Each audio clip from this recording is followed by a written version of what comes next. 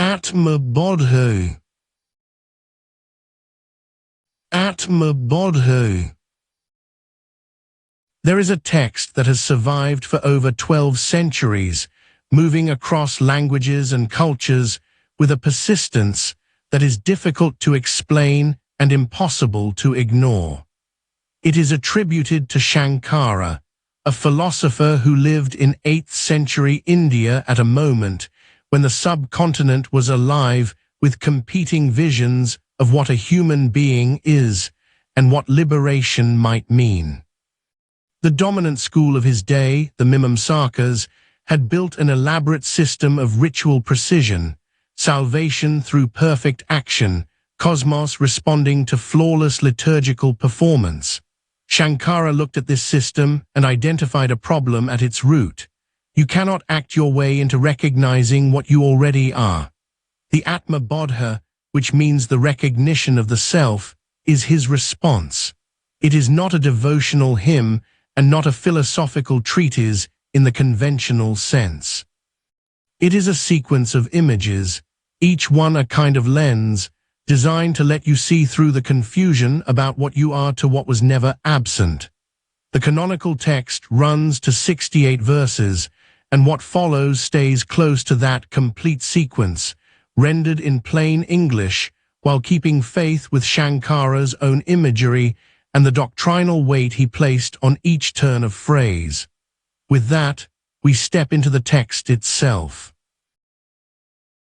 1. For those whose intellect has been purified through countless actions, this treatise on Atman is composed, like fire for one who seeks warmth. 2. Action cannot destroy ignorance, for they are not opposed to each other. Only knowledge destroys ignorance, as light destroys dense darkness. 3. The Atman is pure, unobstructed, all-pervading, self-luminous by nature, and completely perfect in itself. One who is devoted to non-dual knowledge, and who is wholly dispassionate and free, that person is fit to receive what this text offers. 4. When ignorance is removed, the Atman shines by its own light, like the sun when the cloud passes. 5. One who constantly tends the fire of knowledge, fueled by hard effort, becomes free from all bonds and attains the nature of knowledge itself. 6. Brahman is existence, consciousness, bliss, eternal and without parts. In that ocean of Brahman, all universe bubbles arise and dissolve. 7. Like space, which is present everywhere and yet unaffected by anything, so Atman is present in all beings but remains unaffected. 8. Just as clouds created by the sun's own energy conceal the sun, so the ego created by the Atman conceals the Atman. 9. When the vessel of the heart becomes clear through discrimination between Atman and non-Atman, the Atman manifests itself, just as one's face becomes visible when the mirror in which it is reflected is clean. 10. The mind purified by right knowledge becomes fit for the recognition of Atman. What is the use of external pilgrimage for one who has the inner sacred place? 11. The individual self is caught in the ocean of the world through ignorance, and through knowledge it is freed. Therefore, cultivate knowledge with diligence if you wish to be free. 12. One Atman appears as many in different bodies, like one moon appearing as many in rippling water. 13. When the pot is broken, the space inside merges with the space outside. Similarly, when the body dies, the individual merges with Brahman. 14. As in a dream, one person appears as many as the dreamer, the dream tiger, the dream victim, so in waking, one Atman appears as all. 15. Through ignorance, one superimposes the snake on the rope. When the rope is known, the snake delusion vanishes and only rope remains. 16. The Atman is self-luminous and illuminates everything else. It needs no other light to reveal itself, like the sun. 17. The witness of the three states, waking, dreaming, deep sleep, remains unchanged through all modifications. 18. All names and forms are merely appearance. The reality is one Brahman, like gold appearing as various ornaments. 19. From Brahman through appearance, this universe arises like waves rising from the ocean, which are not different from the ocean. 20. The fire of knowledge burns up the fuel of karma accumulated over countless births. After burning everything, the fire itself subsides. 21. When the sun of knowledge rises in the sky of the heart, it destroys the darkness of ignorance and pervades everything, supporting everything. 22. Atman appears to take on the qualities of what is near it, like a crystal appearing red near a red flower, but the crystal itself is colorless. 23. Through identification with the body, the actionless Atman appears to act, like the moon appearing to move when clouds drift across it. 24. The Atman is the inner witness of the intellect, ego, mind, and senses, but is not touched by their functions. 25. As a lamp illuminates a jar both inside and outside, so the one Atman illuminates the entire universe. 26. Knowledge alone removes the superimposition that binds the Atman. When superimposition is removed, the individual realizes, I am Brahman. 27. Like space, Atman is subtle, pure, without parts, without qualities, and yet the support of everything. 28. As fire lies hidden in wood and manifests through friction, so Atman lies hidden in all beings and manifests through discrimination. 29. As oil is present in sesame seeds, butter in milk, fire in wood, so Atman is present in all beings. Extract it through discrimination. 30. The three states of consciousness, waking, dreaming, sleeping, are perceived by the witness, which itself is beyond all three states. 31. Beyond the three states is the fourth, the witness of all pure consciousness, one without a second. 32. The ego is the reflection of Atman in the intellect, appearing as I am the doer, I am the enjoyer, but this is false identification. 33. Through beginningless ignorance, the individual self has identified with the body. Through knowledge, realize, I am not the body, I am Brahman. 34. The Atman appears to be covered by 5 nested shells, food, breath, mind, intellect, bliss, but remains unaffected by them. 35. Now consider each of these coverings in turn, negating it, until what cannot be negated stands alone. 36. The gross body is made of the 5 great elements, earth, water, fire, air, and space, and it appears through the combination of past merit and demerit. It is the vehicle of the soul's experience in the waking state. 37. The gross body made of food is the food sheath. It is born, grows, decays, and dies. How can this be the eternal Atman? 38.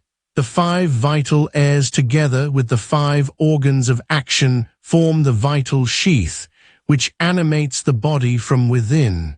But even the vital sheath, which comes and goes, cannot be the Atman. 39. The mind with its five sense organs forms the mental sheath. This sheath creates the powerful sense of I and mine, and it is the cause of the cycle of birth and death for those who are not discerning. Yet even this is not the Atman. 40. The intellect together with the five sense organs of knowledge forms the intellectual sheath. This sheath is the agent of all action and the one who considers itself the doer. But even the intellectual sheath, which is itself a modification, is not the unchanging Atman. 41. The bliss sheath is beginningless, rooted in the absence of thought, and it is experienced as the half-knowledge of deep sleep and the joy of enjoyment. Even this, which is not permanent and self-luminous, is not the final Atman. 42. That which remains when all five sheaths are negated, pure, eternal, self-luminous, that alone is the Atman. 43. The Atman, which is pure consciousness, shines by itself. It makes the mind and senses function, the way a king makes his servants function, but without itself being involved in their activity. 44. The Atman is not born, does not die, does not increase, and does not decrease. It is unchanging when the body changes, the way space within a vessel is unchanged when the vessel is moved. 45. The Atman does not have six modifications. It is not born, it does not exist for a moment before becoming something else. It does not grow, it does not decay, it does not diminish, and it does not die. This is the nature of what you truly are. 46. Though the Atman is all-pervading, it does not act on anything and nothing acts on it. It is like space, which holds everything without being altered by anything it holds. 47. The one Atman, through the power of Maya, appears to be many individual selves, the way one moon appears as many when the surface of the water is disturbed. 48. The appearance of multiplicity is produced by the limiting adjuncts, body, mind, sense, and not by any actual division in the Atman, just as the one space appears divided when jars of different shapes are set beside each other. 49. When the limiting adjuncts are removed, the Atman does not become something it was not before. It simply remains what it always was, one, undivided, self-luminous. 50. The sage, having realized the nature of the Atman, sees the one Atman in all beings and all beings in the Atman. Through this vision, he transcends sorrow. 51. There is no birth for the one who has known the Atman.